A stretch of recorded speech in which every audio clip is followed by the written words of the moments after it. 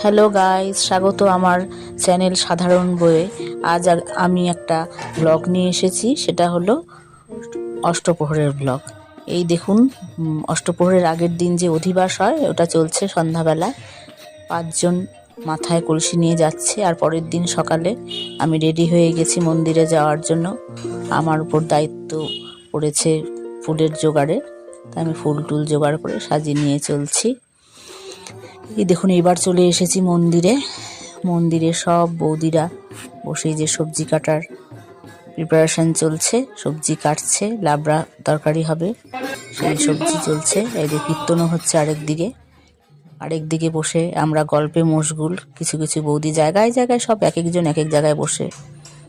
এদিকে দেখুন, রাধারানীর ভাণ্ডারে কিন্তু সবজির কিছু কম নেই। সবজি বলে না যে রাধারানীর ভাণ্ডারে কিছুই কম হয় না। এদিকে আমার ছেলে চা সার্ভ করছে, জল সার্ভ করছে, সেই বিজি। আবার দৌড়ে গেল, কারোর ডাক পড়েছে বোধহয়, কাজ করতে করতেই দৌড়ে ওই সাইডে চলে গেল।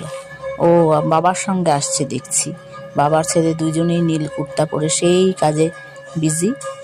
ও আবার সন্ধ্যাবেলা এই যে চালন কুলা নিয়ে, চালন বাতি নিয়ে আমি সন্ধ্যা আরতি করছি। সবার সঙ্গে কীর্তন পার্টিও আছে পিছনে। এই যে রাত্রেবেলা খাওয়া দাওয়ার পর্ব শেষ, তখন মানুষজনের পালা প্রায় শেষ। সাবস্ক্রাইব করবেন।